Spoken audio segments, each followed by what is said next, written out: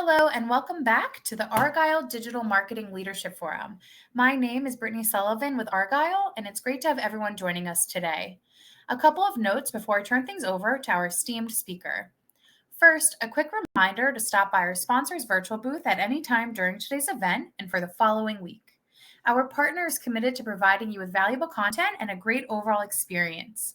At any time during today's event, you can visit their virtual booth from the main agenda page, which includes complimentary materials, information, and meet and greet opportunities.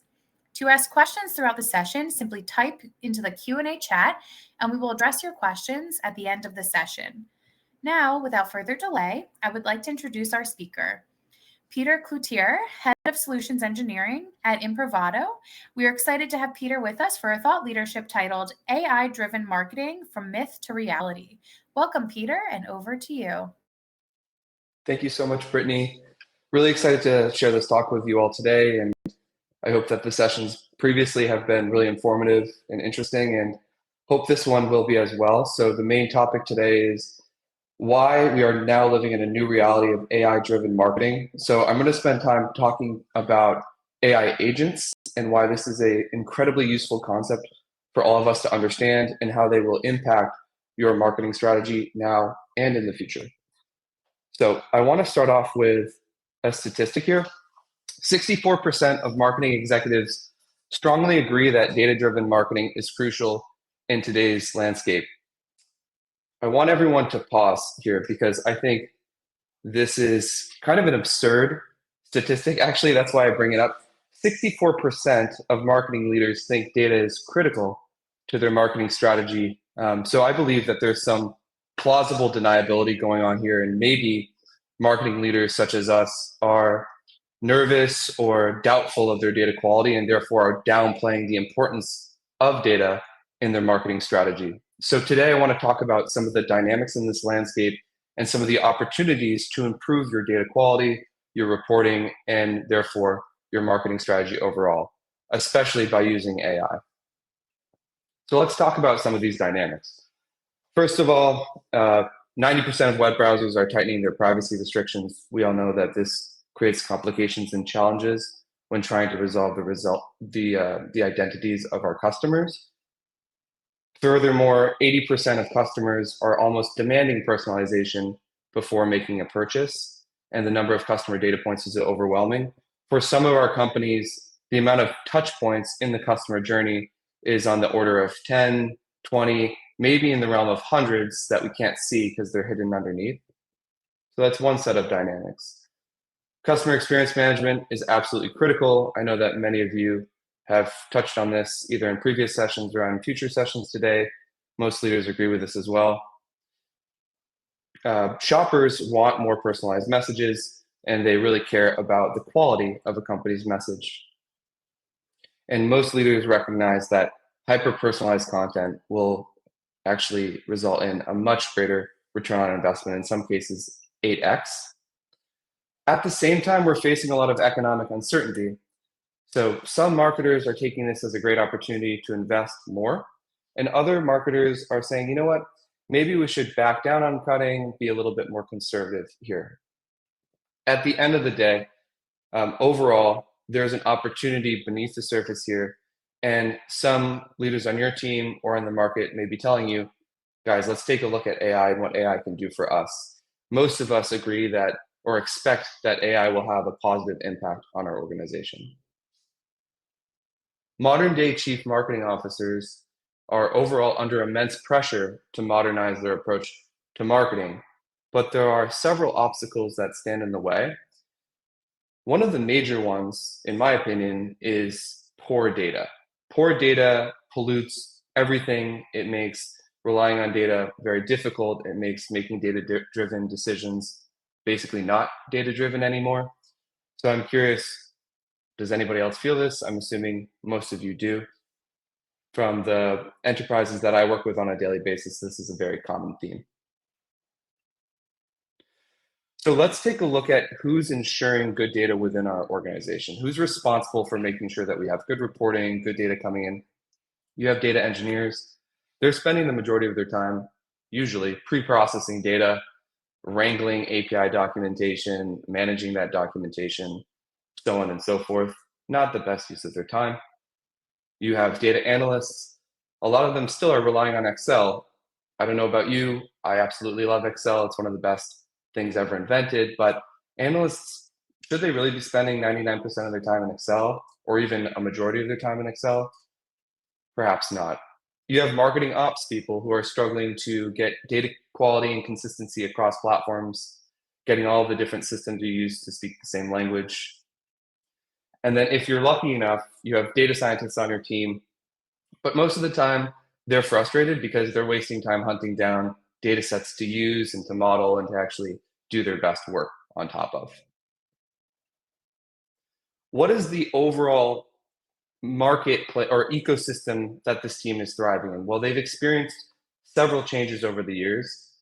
5 years ago, 10 years ago, they were living in the Stone Age, let's call it, where all of the different platforms you use are essentially in silos. They're not communicating well to each other. And if they are, you're using duct tape to kind of stitch them together. Then was this rise of the modern data stack, which many companies are still in the realm of, and we're staunch proponents of as well, proponents of in my company. But the modern data stack, the whole gist and idea of it is let's get all of our data in-house, let's own it in a data warehouse, and then let's use best-in-class tools to query that data and make sense of it for specific purposes for each team. So each team can have their own access point into the data layer underneath. Then we see a rise of all-in-one data platforms, a consolidation of this, modern data stack. Let's bring it into one place, one platform that can handle all these different sides of the reporting stack for us, whether that's visualization, storage, querying data, so on and so forth. And now we're in a new phase, and I know most of us can guess what it is. It is AI, but furthermore, it is the era of AI agents. AI agents are joining the party. We hope that they're friendly. So before we go into this, and I want to explain more about AI agents, what they are, why they're relevant, why you should be using knowledge of AI agents to validate and vet AI technology you're looking at, I just want to mention that most of us are still here. And this presents an opportunity for us to leapfrog the competition and to get ahead. So taking a step back to this team, imagine a world in which your team had AI by its side and could use AI effectively to power up their day-to-day work. What would that look like? Well, a data engineer would enjoy seamless data preparation. An analyst would be able to easily handle any unstructured data, do analysis easier, be able to run complex queries without having to write them manually. Marketing ops would be able to do data governance effectively on top of marketing data.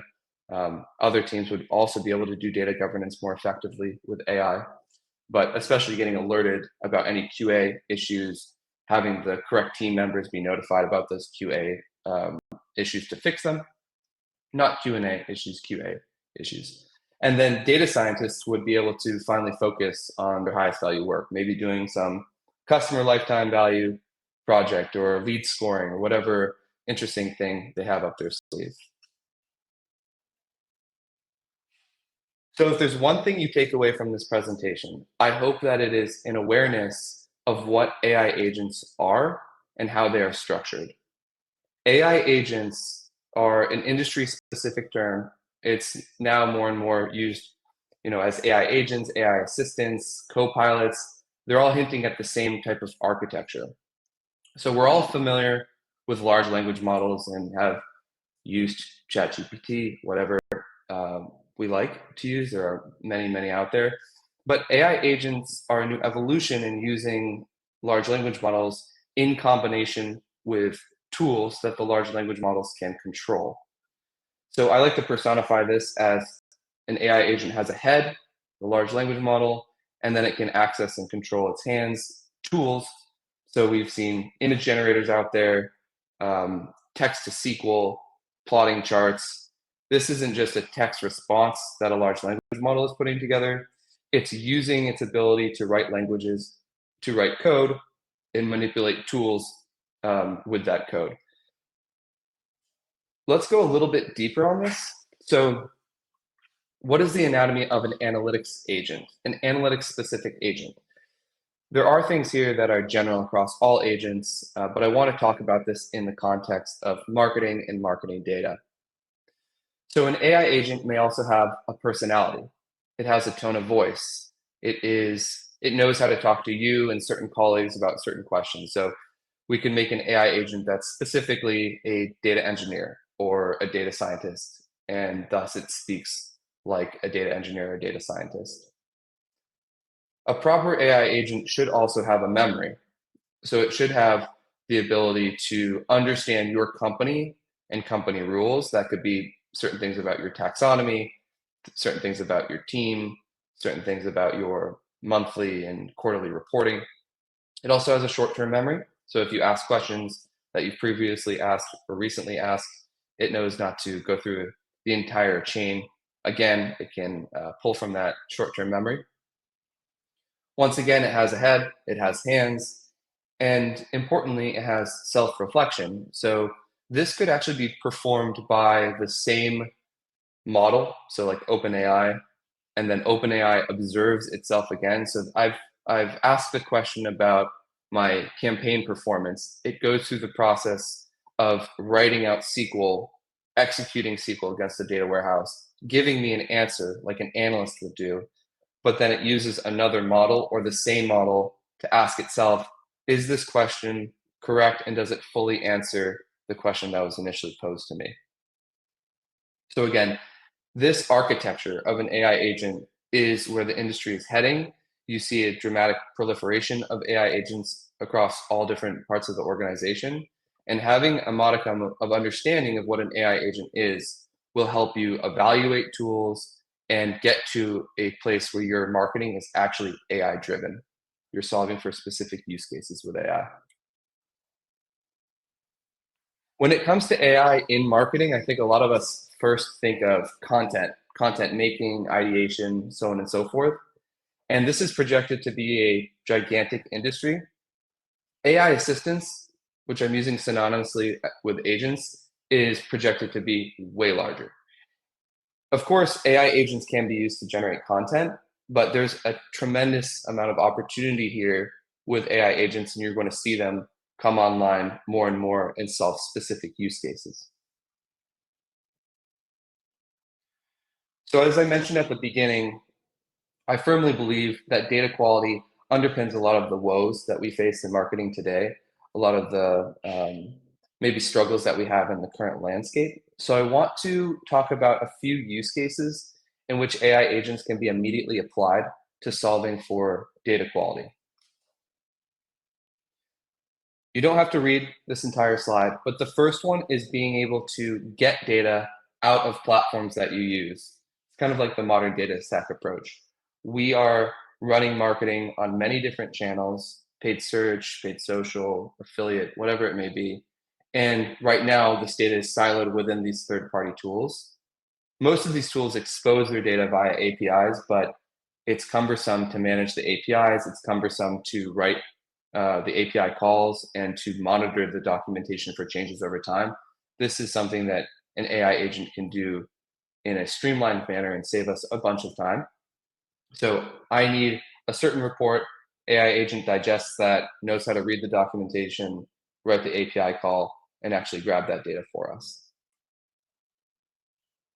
After data is extracted, oftentimes marketers struggle with compliance and governance of the data, another big area for AI agents to solve. So both ensuring metric compliance, tracking against certain KPIs, doing budget pacing, doing keyword bid optimization, and other kind of use cases for looking at specific KPIs over time. The other one, the main one that I see, is naming convention compliance.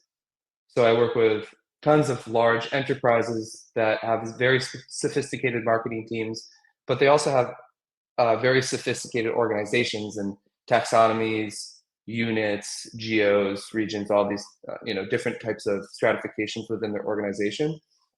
And so they really struggle with the naming conventions of their campaigns, keeping track of these and reporting on them. This is a perfect use case for an AI agent because it's naturally language base, but then it can put this into code and help you track against these naming conventions over time.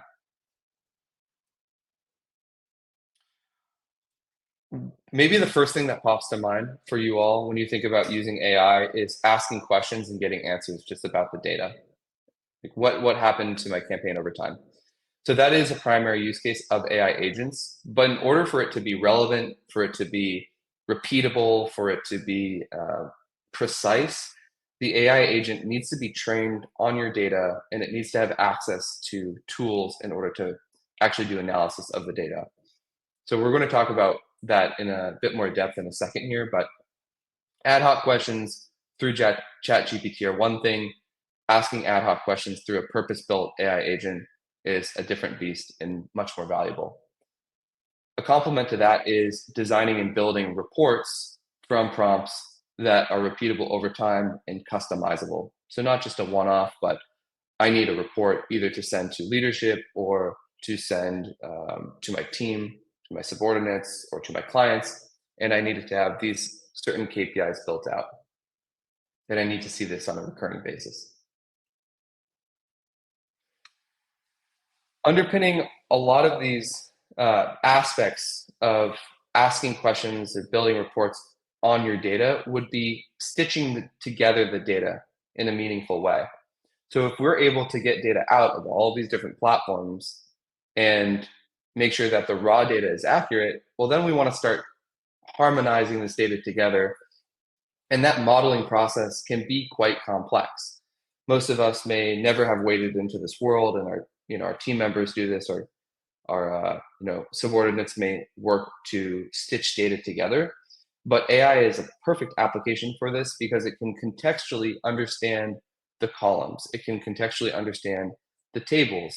And when you're trying to stitch together 12 different platforms, and each of these platforms have hundreds of different potential dimensions and metrics to stitch together, AI can do that much faster than any one person can.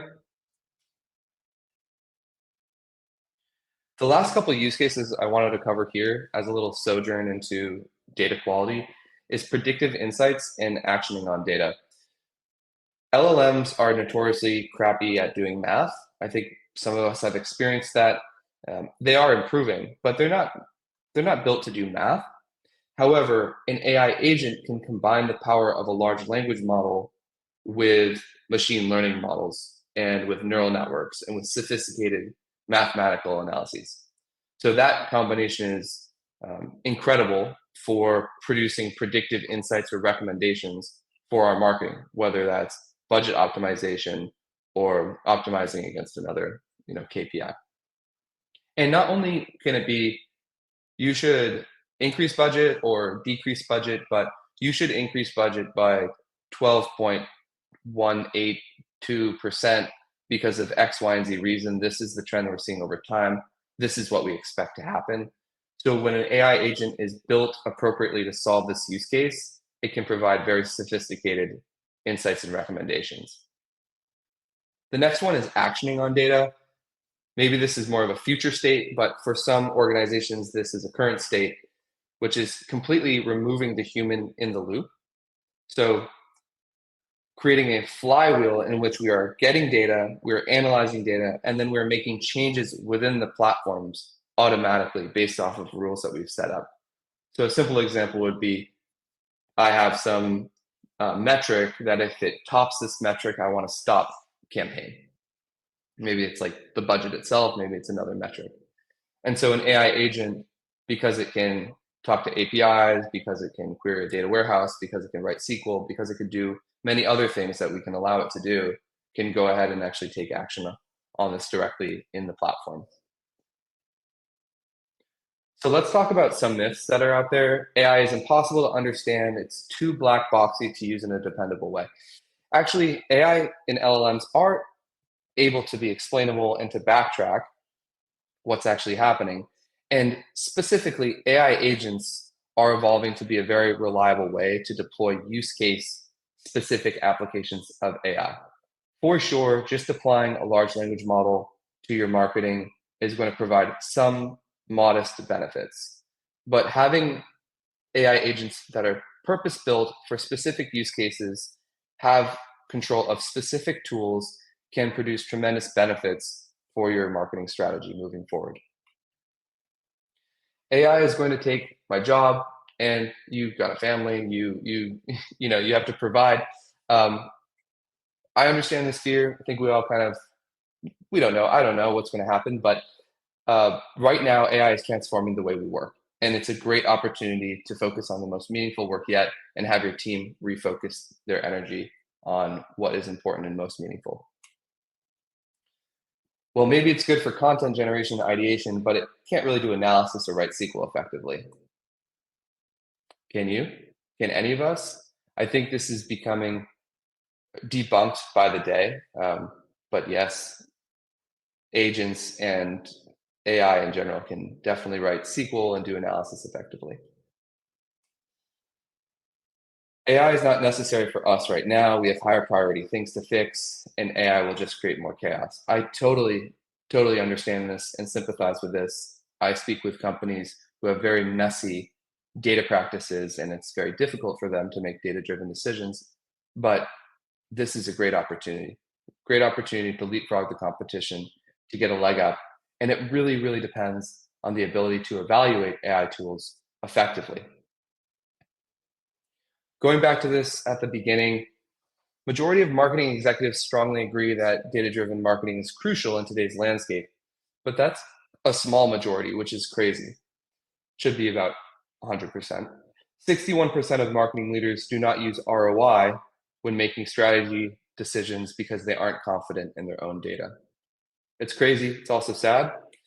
And 84% of marketers feel the increased need to prove ROI as they are having to justify spend to stakeholders like the CFO and other C-suite members. So it's getting tougher. There's still a big gap here. AI agents can come in and help us. Being data-driven is more important than ever, and AI agents will give those savvy enough to invest in them a tremendous advantage.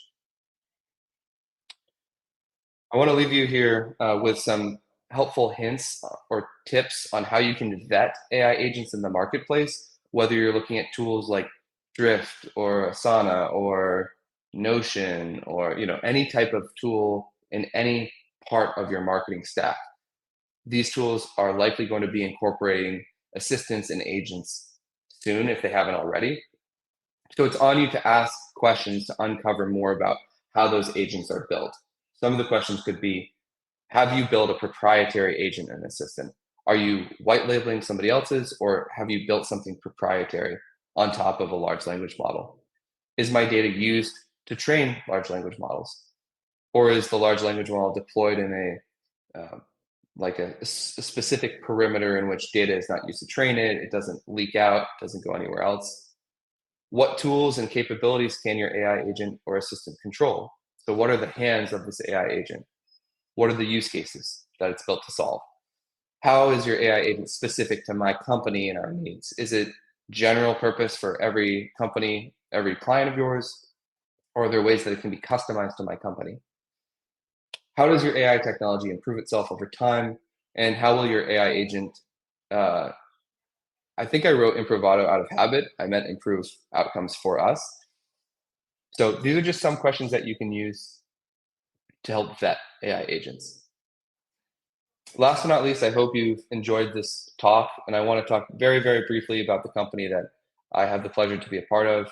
So at Improvato, we help companies modernize their marketing data tech stack, and we combine the power of a data platform that ingests data, centralizes it, maintains that you own the data, with AI agents purpose-built to solve marketing problems. If you're interested in continuing a conversation with me, which I'd love to do, then you can check out this QR code here. And I have one more QR code here, which pretty much goes to the same place if you want to continue the conversation with me. But thank you for your attention, and I hope you found it useful. I'll hand it back over to you, Brittany. Excellent. Thank you so much, Peter, for such an insightful thought leadership. As a reminder to the audience, you can still enter questions. And Peter, we'll go ahead and review a few that came through. This first question asks, there are so many AI integrated products coming out. So how do we ensure that internal documents are secured against being used in an LLM? That's a good question, but it's very specific to the product that you are evaluating. So I would ask the vendor who you're evaluating. Oftentimes, the AI agents that they're deploying will require access to some metadata in order to be purpose built and accurate for your company. So it isn't always that you don't want them to have access to your documents. It's just where are these documents being stored on their side? How is it secured? Is it being used to train a large language model? Let me give you a very quick example. It's different for different use cases, but in my line of work, we ingest a lot of data, including PII. Um, we use AI agents or deploy AI agents to help make sense of this data, but in almost 100% of the cases, the actual values within the table are never passed to the large language model. The large language model is simply used to write code against the data by knowing what the columns are, what the tables are. So it depends on the architecture and the product that you're evaluating. Great. Thanks, Peter. This next question, how can AI specifically enhance the efficiency of budget allocation and marketing strategies? And what metrics should be used to measure this efficiency? That's a great question. Sorry, y'all, I'm just going to look at this and read it again.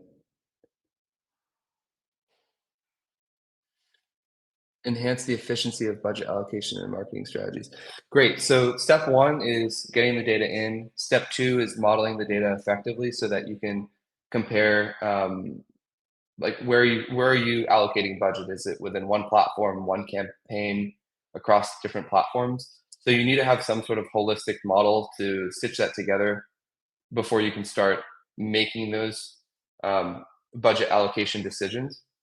So AI can help in every step, getting the data in, modeling the data together, and then if the AI agent has sophisticated analysis programmed into it, like with machine learning models, then it can use different types of mathematical models to maybe look at campaign performance over time.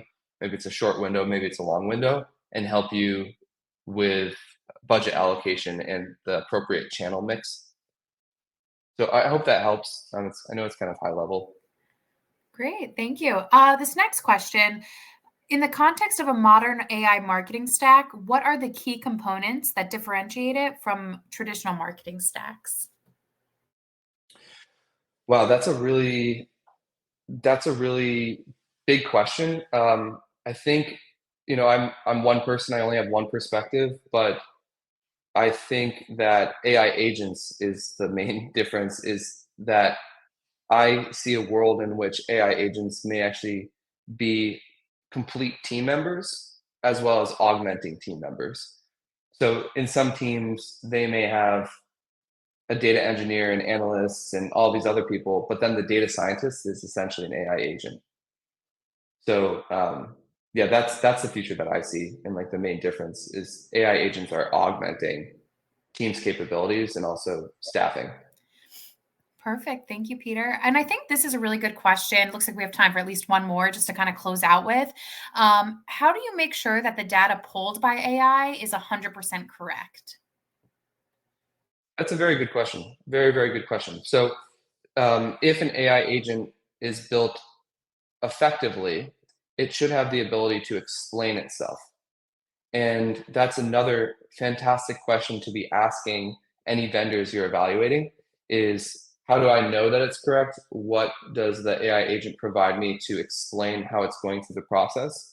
And I can share that in the context of our product and the work that I do, our AI agent gives a very clear breakdown of the steps that it's taking. In the world of AI agents, we call this the trajectory. And that trajectory can be very repeatable, which makes AI agents dependable. So I ask a specific question. The AI agent knows whenever I get asked a question like this, I'm going to go through this process and answer it in this specific way. And I'm going to explain back to the user I'm choosing tables, and this is why I chose this one. I'm writing Python or I'm writing SQL. This is why I'm writing it this way. And you can actually analyze that step by step to ensure that it's giving you the right answer. Excellent. Well, thank you so much again, Peter. That is all the time we have for questions, but thank you again for an incredible thought leadership. I also wanted to thank everyone for joining us today. This session, along with all of today's content, will be made available on demand following the event. Our next session will begin shortly after a break at 1:30 Eastern, which will be a keynote titled, What is Digital Ethnography and Why is it Critical Now More Than Ever? We look forward to seeing you there, and thank you again, Peter. Thank you all.